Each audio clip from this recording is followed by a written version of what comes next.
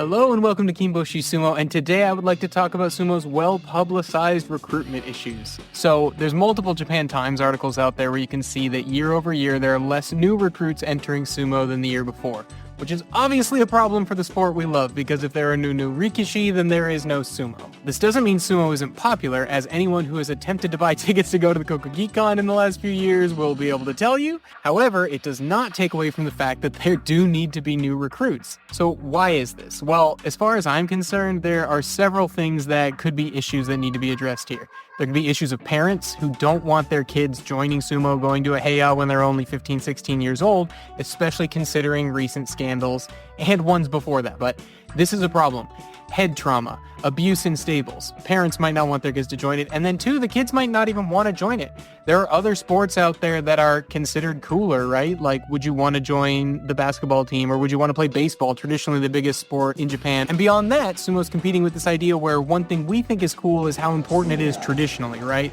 All this sort of accoutrement over the centuries that have built up around it.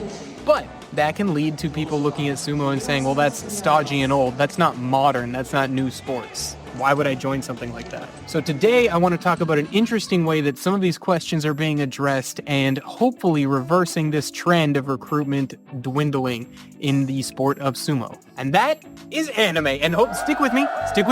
Okay, we're going to talk about an anime, but if you don't think that's for you, just hear me out. I think it's really interesting that there is an anime out there called Hinamaru Sumo that I've brought my friend Sean on to kind of tell me about. He's the one who introduced me to it, because it's very interesting to watch this show and look at the ways it is trying to address these specific questions, right? So if you need young people to be interested in Sumo so that when they become a little older, they become Sumo recruits, go where they're at, right? Make an anime. So I wanted to show you some excerpts of this conversation Sean and I had and see how anime answers some of these questions and maybe can change this sport and help it grow going into the future. This little kid with his aspirations of being a Yokozuna sumo wrestler. And let's talk about little into forms, because he's also diminutive. He's short. He is of the shorter stature. Yes. Yeah.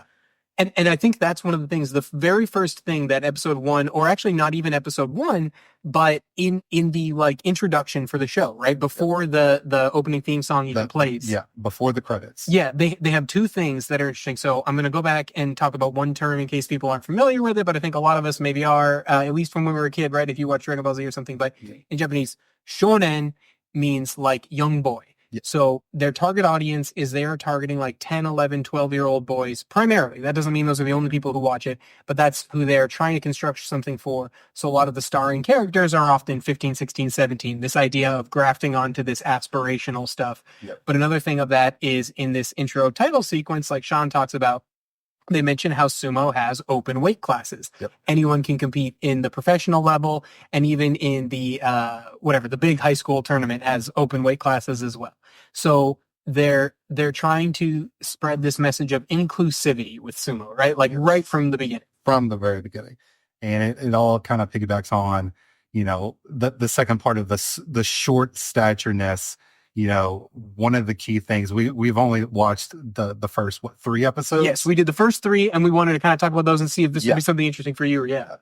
But one of the things that is quickly brought up is, his aspirations to be a Yokozuna, but there are specific rules in professional sumo that directly inhibits his dreams.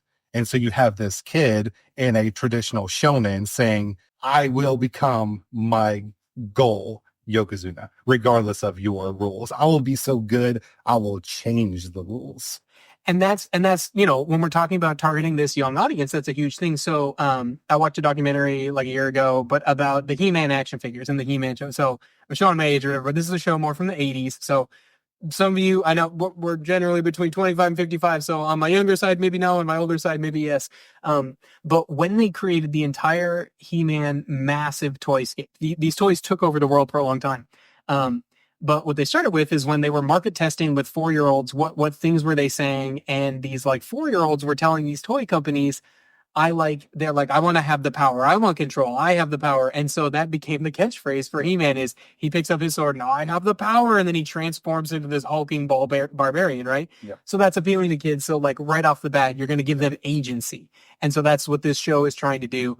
In addition to surrounding itself in typical tropes of anime, such as like talking about how Yokozuna get a name based off of a samurai sword from the National Treasure Library of these famous swords, like grafting into samurai culture and things like that. And all of this within the first 45 seconds of the intro of the show. Yeah.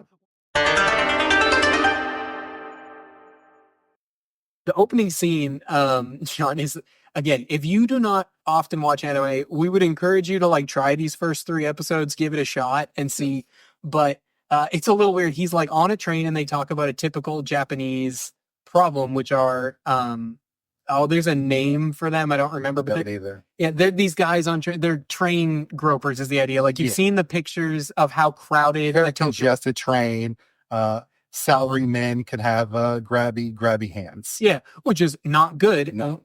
Pretty much all of Japanese society says it's not good. So like right off the bat, I don't know if this is targeting parents or what, but our main character, our protagonist, is like riding the train, and like the first thing he does is like beat up a train crew. Yeah. Right. So kind of this idea that sumo is this past ideal, this virtuous. It's virtue, but the very next scene, it brings, you have the virtue, but then you have the comedy. Yeah. Then you see him leaving the train, and all he is wearing is a jacket and a mawashi and his mawashi belt. No pants. No pants whatsoever. It's good. It's fine. It's fine. It lets you know this is a sumo anime. Yes. Right. And these things are ridiculous, and that's fine. That's the point. But it's for kids. It's supposed to be ridiculous. Exactly. Otherwise, you need to hold attention and you need to move quickly from topic to topic. And like you said, make a laugh. But trying to do all these things. At this point, we're only like 3 minutes into the show. Exactly.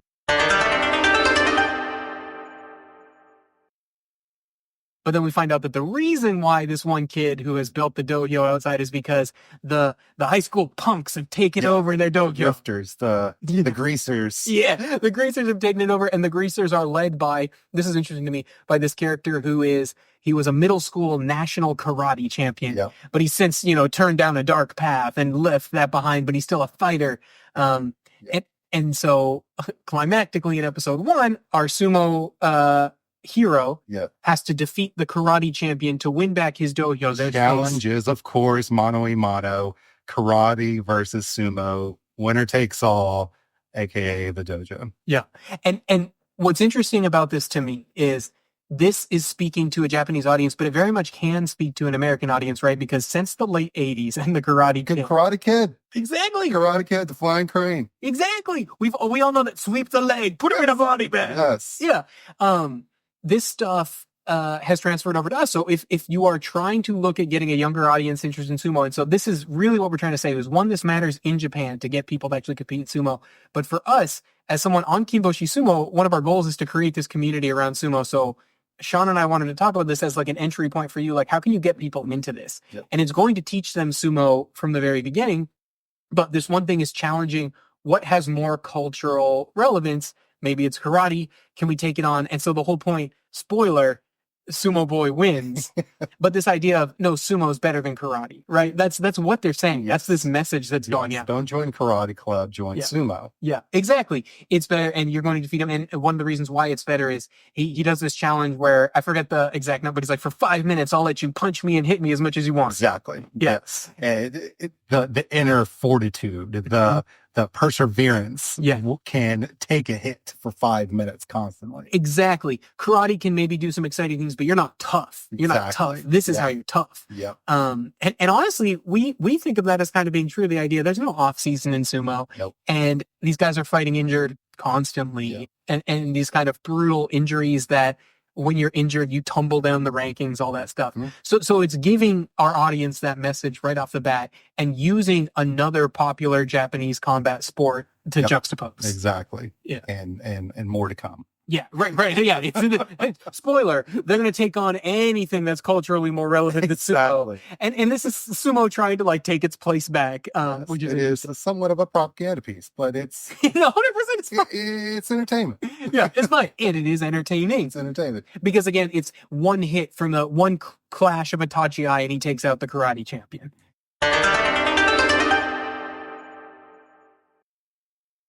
In Japan, because most sports are club sports, there's always this thing at the beginning of a school year where there's like a club. It's like a big fair, and you have to try to recruit people to your club and things like that.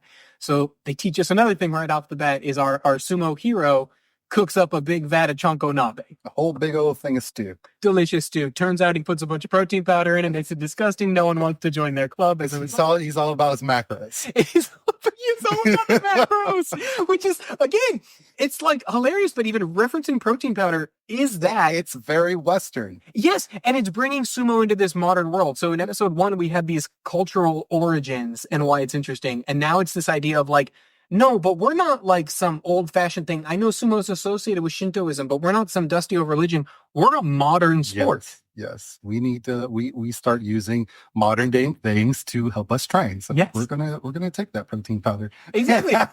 we got, as Sean said, you gotta hit the macros. You gotta make sure you get your numbers and things like that. All right, so those are just some excerpts, but I think this was really good stuff. And actually, if you want to hear the entire conversation between me and Sean, I put it up audio only on our Spotify. So go ahead and look for us on Spotify if you want to just listen to it there, or if you listen to it on your commute or things like that. Also, I went ahead and put the whole video up on our Patreon, which we have now. If you want to support the show, that'd be awesome. There's some things we want to do that financially I can't do right now. You don't have to. It'd be cool if you want to join there, but I thought this would be something that, hey, maybe if there's someone who wants a little more, I could put things like this, make more content like this, and put it up there for people to enjoy and start a second sort of chain of discussion on that medium. But with all that said, what do you guys think about these issues sumo is facing? What do you think is causing the primary cause of these recruitment issues? And what do you think is the best way to address it? Could this anime do it? Do you know someone you could show this anime to and you think that would help them get into the sport with you? I'm really curious about all these topics, but until then, I'll look for you down in the comments, and thanks for watching, everybody.